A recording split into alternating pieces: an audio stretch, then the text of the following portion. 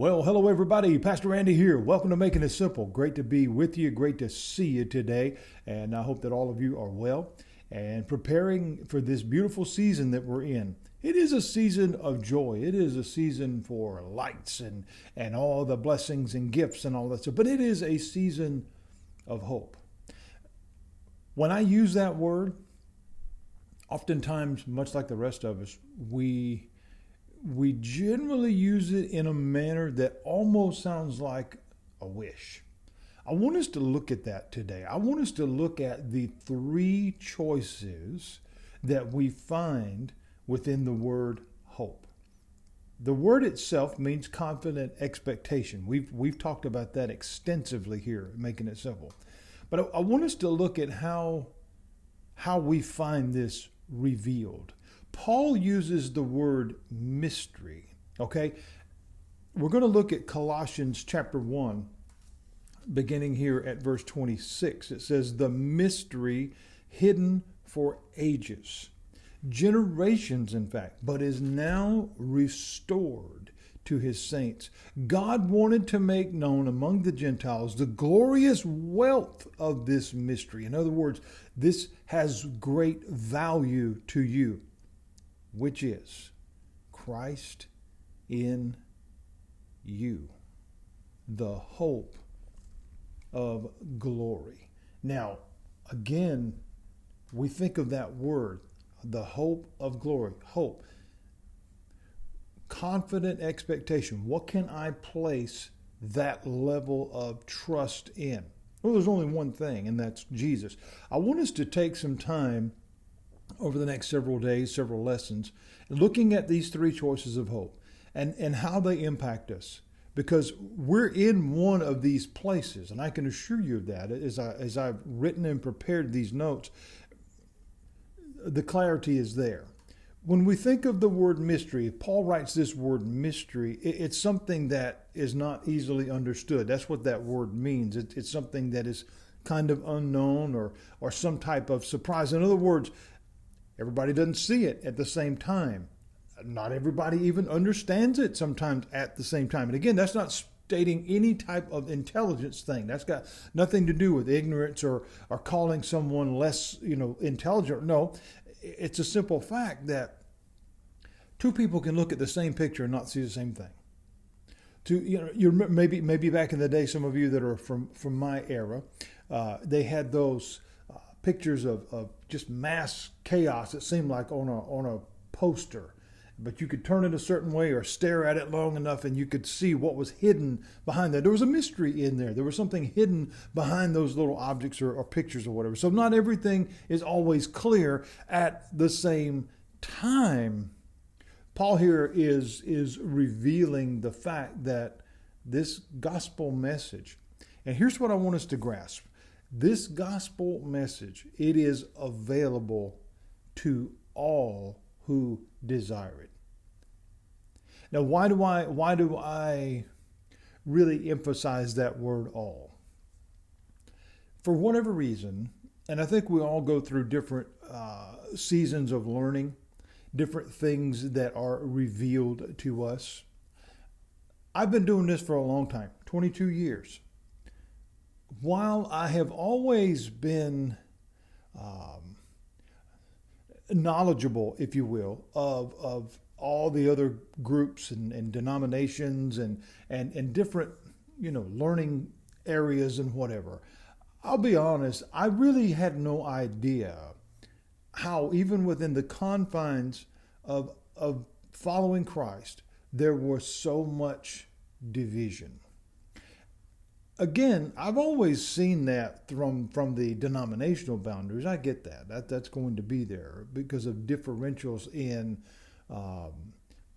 worship styles or which Bible you use, or all those petty arguments. However, it goes much deeper than that. And so recently, for whatever reason, I've been exposed to a much deeper level of this in the fact that here online, YouTube and all over the place, I should say, there is an enormity of teachings that are just flat out wrong.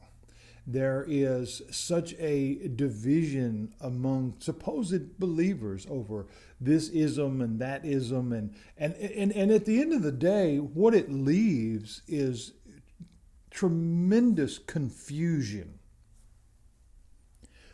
Paul uses this word mystery. He said, it hasn't always been clear, but now I want to make it clear. I have received the instruction from the Lord. I want to make sure that everybody knows if you want it, you can have it. There are those who teach that that's not true. There are those that teach that this is exclusive to those that God has handpicked.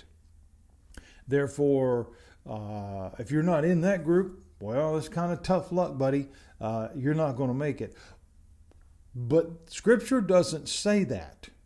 It's enormously clear that as Paul is revealing, this has only been known here, but now I want it known here. It's extremely important that all, and all is the key word here, because again, we can go back to other words that are important. John 3:16, that whosoever, that word whosoever, although there are those who teach that, again, that is an exclusive word, meaning whosoever that God has chosen, but that's not what that word means.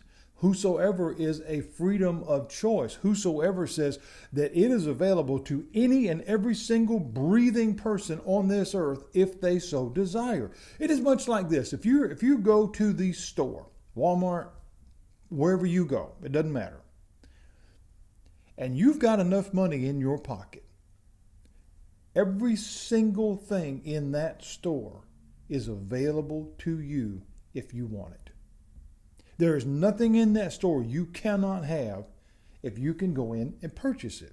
There is no sections in that store that says, okay, because you weren't chosen to go into the frozen section, you can't go. No, there's nothing in there that you can't have if you can buy it.